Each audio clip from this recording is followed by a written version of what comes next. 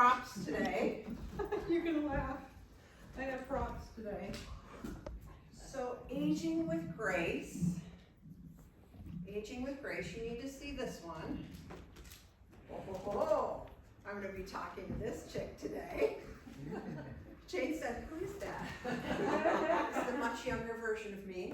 I was really very cute at the time. And my hero, I have a new hero this week. I don't know if she's your hero too. Martha Stewart, 81 years old. Guys are opening up their Sports Illustrated going, hey! But she looks darn good, I have to say. My name is Reverend Karol Scotta, and I'm the minister here at Unity of the West Side. It's been a year since my ordination. Yay! And so you. Somebody sent me an anniversary note, and I was like, oh, it feels like a lifetime. So, very young version of me. She was beautiful, but she was not wise. And my hero, Martha, 81, on the cover of Sports Illustrated, looking so freaking good. And I don't know if you've seen the Culver City, is that out yet?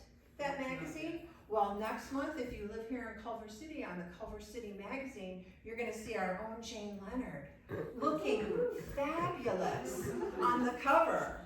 Talk about aging with grace. You know, my affirmation today is, I live joyfully. And I'd like us to all say that 3 times. And I'm feeling the joy today. So let's say 3 times, I live joyfully. I live joyfully. I live joyfully. I live joyfully. So one of the first things I want to acknowledge about aging with grace is that I know little or nothing about it. And I did a whole talk on it, so. One of the first things, when I turned 50, I learned that this big, strong body that I had enjoyed for most of my life was in fact slowing down, and on some days it feels like it's falling apart. I learned that after 50, you can hurt yourself putting on your socks in the morning. I wake up and I say, I'm gonna do this and this and this today, and my body says, no, you're not. 50 was kind of my midlife crisis. I was at the middle. That's right, because I'm gonna live to be 100. I decided. So at 50, it was kind of, I decided I was half the way there. Now I'm a person that believes that I have nothing to say about what you do with your body. But I tell my nieces that I'm experimenting with the Botox and the facial treatments, and so that they don't have to when they're older. I'm gonna have all the treatments down and the facials down and which facial you should get and which injection is good. And I'm a person who believes that if that makes you feel good, as it does me, do it for yourself. I do it not for any of you who get to experience my loveliness, but I do it for me. 50 is when I started to get mindful about my diet, what I was putting in my mouth. Okay, it was up to 50, it was mostly a diet of tequila, whiskey, and meat. I know. But I actually started to watch what I ate. I had dieted myself up to 320 pounds, 25 pounds. I was not happy. I was not sleeping well. I was puffy and not feeling good about my physical self. And then I met a new doctor. I met Dr. Connie, who I loved. So I went to the office for my annual visit, and I was freaking out because of the weight on the scale. At this annual visit, she entered the room and I was visibly upset. I had years of male doctors who shamed me about my weight. And what it did is I kept adding more weight. After I had a miscarriage one time, I had a doctor put his hands on my belly and say, much too much.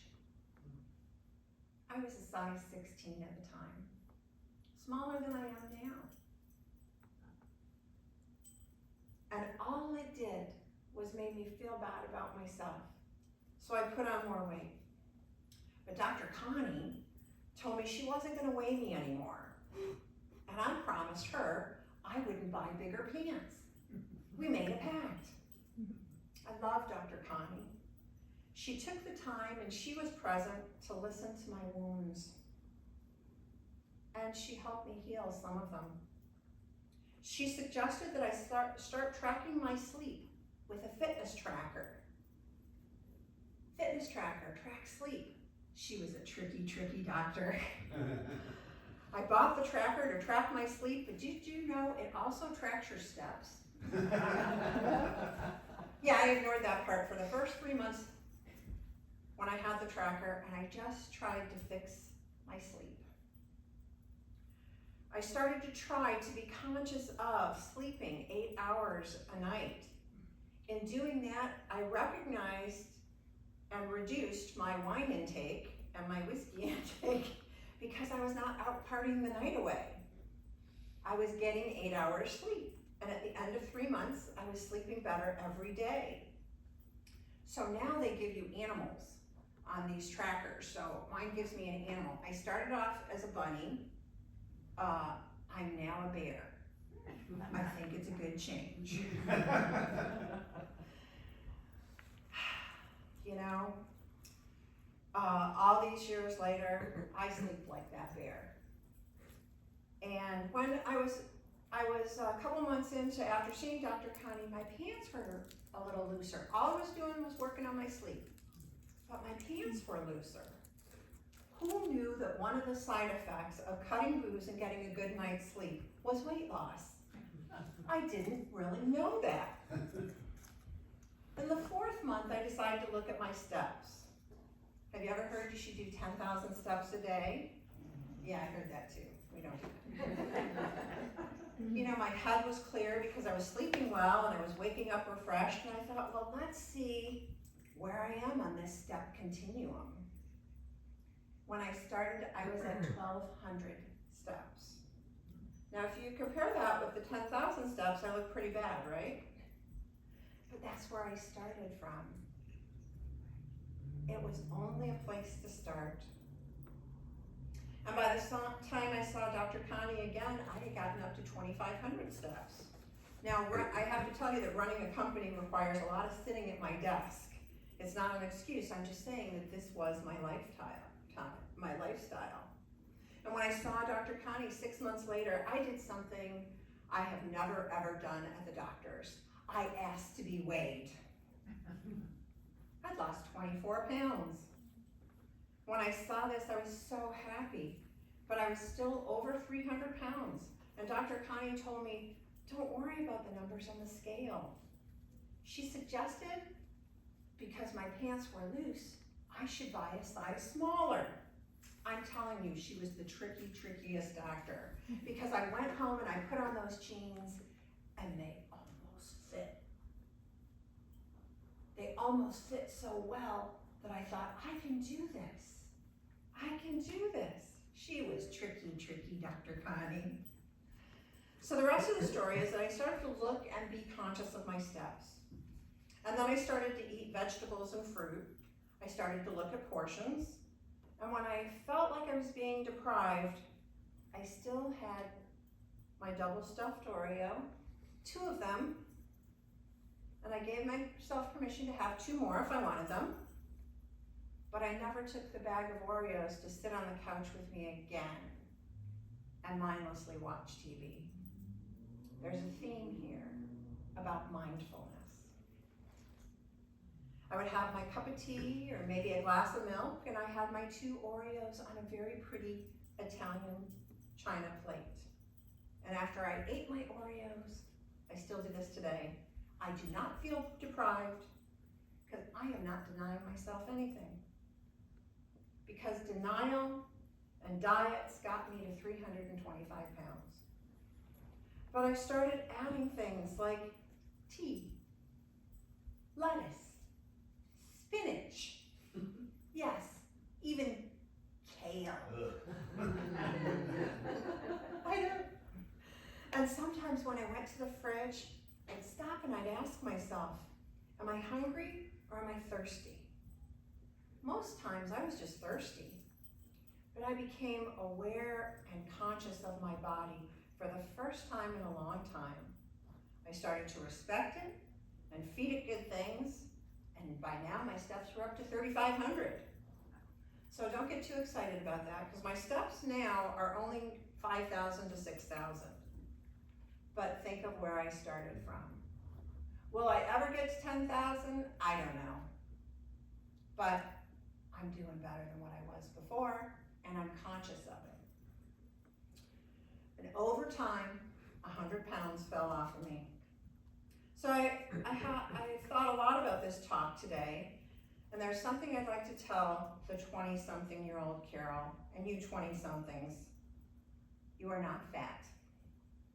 You are not in need of fixing anything about yourself. This could go for 30-somethings and 40-somethings too, I just realized that. You're beautiful and fine just the way you are. Now, 20-year-old Karol had no clue about how hormones and ignoring the spiritual self controlled most of the choices that I made. Because when we're young, we just don't get that part. That there's things physiologically going on in us, and unless we're developing that spiritual side along with it, it's going to take a toll. I wish I had learned about mindfulness when I was 20, but I learned it at 50. Mindfulness is not just a big buzzword, it's merely a practice that teaches you to be aware of and focus on the present moment. It can be incorporated into lots of activities and using a lot of different variety of techniques. Over time, mindfulness can teach you to stay level-headed during stressful situations and can help you be more in tune with your emotions. Yeah, don't stuff those emotions down, folks, because they're going to come back in your 30s and 40s to deal with.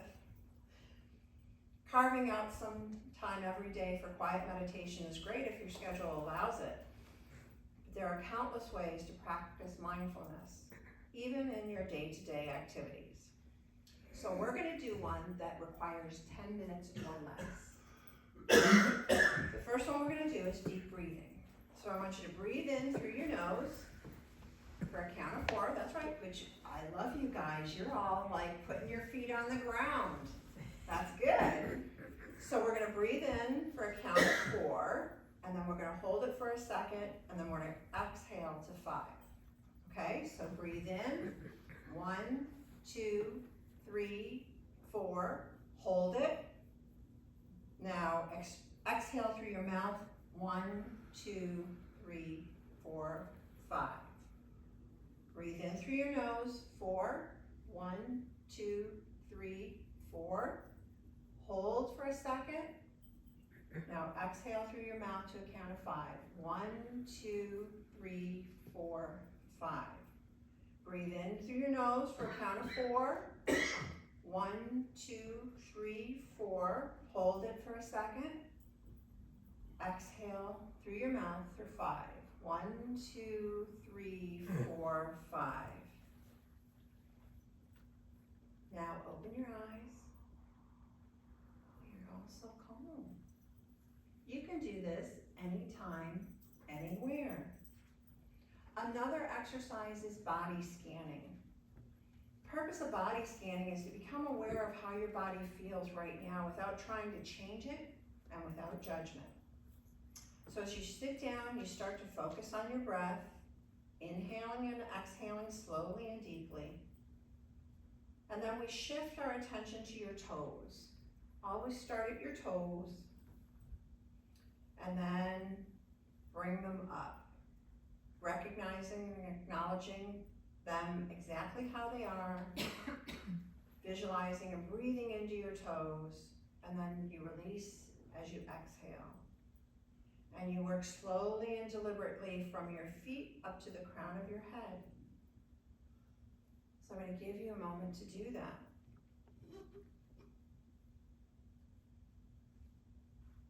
Go to your back of your knees up, your upper legs, into your hips.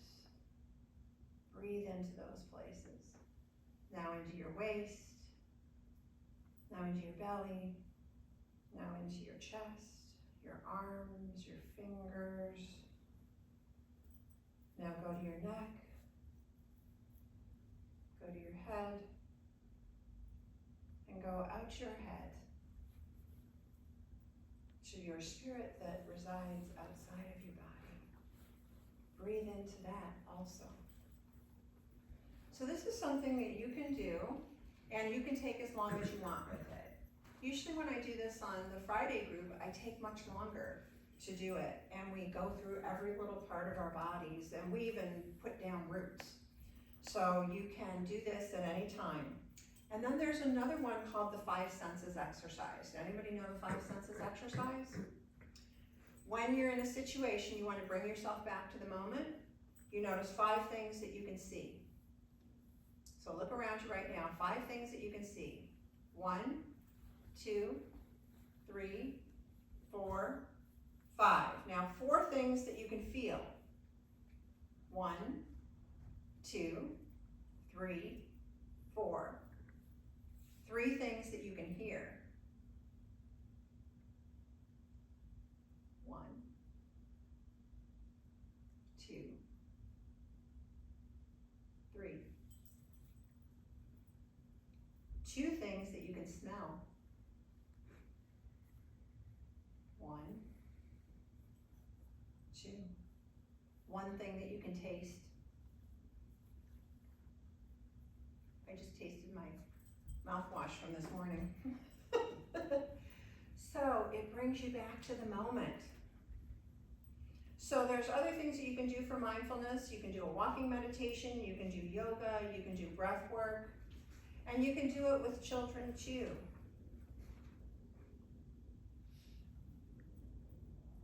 I like this one.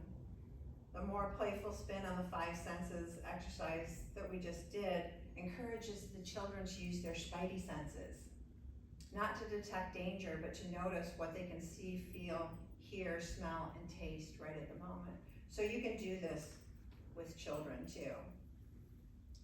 This helps them live in the moment, and this helps us live in the moment, living in the now. So my 30 and 40-year-old Karol, which I think I was on the edge of, right here. The stuff you stuff down in your 20s keeps coming up. Are you ready to deal with it yet? No, not really. To all of you who fall in that 30 to 40 category, I say, you're doing great. You're doing amazing, and I see you trying to do and have everything. Your hormones are in full force right now, both male hormones and female hormones in your 30s and 40s. You're in full force. I wish someone would have explained hormones in relation to my behavior and my choices. But you lovely 30 to 40-year-olds, you're trying to have it all. And maybe you can, and maybe you can't. You can only try your best and hold to what you really want out of life. Maybe yes, maybe no. God only knows what's for you. In your 30s and 40s, you may be juggling a career and parenting and caring for aging parents and maybe even more. And the media reminds you to do your self-care. Where are the hours in the day? Please make some time for yourself. Put it on your calendar right next to the OB/GYN appointment, right next to your annual health appointment. Practice good health eating habits will give you an edge. Try not to be like I did and wait till 50. I was a late bloomer though. I didn't start my company until I was 39. And then I wanted to experience taking care of a child, even though I had had many miscarriages. I filled that need with being a foster parent. Get clear about what you want and what you need, and ask for both. Your 30s and 40s are prime years. Enjoy them. Try to allow. Always let light lead our way. Allow your life to unfold before you without judging, good or bad, the things that are showing up for you. It's not about what's happening to you, it's about what you think about what is showing up. Co-create a good life with God. Co-create a life with style that considers what is more healthy, what is more spiritual, what is more self-nurturing, what is more going to help me physically. Quit sabotaging yourself.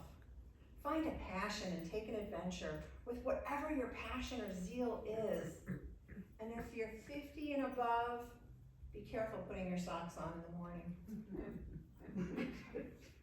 Actually, I'd like to open up the floor and ask, because we have a group here that may have some ideas about aging with grace. Does anybody have a hack or a clue or something? Teresa, what is your clue for, aging gracefully? Do you have one? I'm fighting it. You're fighting it. Yeah. With faith. Come on. It means that you're strong. Anybody else have any? Go ahead. It's not about me, but I had a really good friend who lived to be 101, and I would ask her that question all the time because we were going out. Late in her 90s and having a ball, and she said it was that she was interested in everything. Yes. And she had lost so many people because she lived so long in her lifetime. But then I said, well, how do you deal with that? And she said, I make new friends. Yeah. So those were the advice that I got from her. Yeah. Go ahead, Jean. And then from my mother-in-law who's 91, and also my father-in-law who's turning 100 in a couple of weeks, they both said, I've asked them the same question, and they both said, just keep moving. Keep moving. Keep moving. Walk, move. Okay. Move. Yeah. So, Carol, Yes. backing up. Other times I say to myself, I can do this. When I turn into a wimp and I have to say, I can do this. So she's saying, remind yourself when you want to wimp out on something that you can do this. You can do this. You can co-create anything. I was a late bloomer. I started a company at 39 years old. You don't have to do it when you're 19 in the garage to be a multimillionaire. You can do it at any age, it's just a time thing. And we know that time shifts. As we shift our consciousness, time shifts. So she says, don't wimp out. Don't let yourself wimp out. Tell yourself you can do this. So I want to read this. Teresa, next to you are Spiritual Keys to Aging Well, and we're going to give everybody a copy today, but I wanted to read one of the things. It's called Alive, Alert, Awake, Enthusiastic. As I grow older, I am more mindful of the richness of my inner life and the importance of focusing my life energies on what really matters. I spend time nourishing my spirit in prayer, meditation, journal, and basking in the silence. I pay attention to my inner guidance and make a point of continually renewing my soul. I do not succumb to the temptation to lie on the couch and spend hours watching TV. I know it's not good for my mental or physical health, so instead, when I plan my day, I make sure I include some physical activity. I drink from the ever-flowing fountain of life within and live my life with zeal, wonder, and awe. When feeling down or weary, I pause and pay attention to what my body is needing, and I make sure that I get good sleep, exercise, and eat well. So this is Reverend Elizabeth Longo, and she's in South Florida. Give it out? Yeah, you can give that out if you would. So we're going to give everybody a copy of this today, because don't just take my spiritual keys, but also you have your own indwelling light that will lead you to what your keys are. So finally, I want to advise everybody to find a tribe. So one of the things as we age is sometimes our friends pass away, sometimes our friends leave, sometimes our friends just leave us. Get out of your comfort zone and find a new tribe. Find somebody who's gonna spiritually, emotionally support you. And today, I wanna acknowledge somebody who found us as their tribe. So today is a new member Sunday. We have one new member, and her name is Shelley Heller. And we wanna welcome Shelley Heller as our new member, and I figured your new place might need new plants. So welcome, Shelley.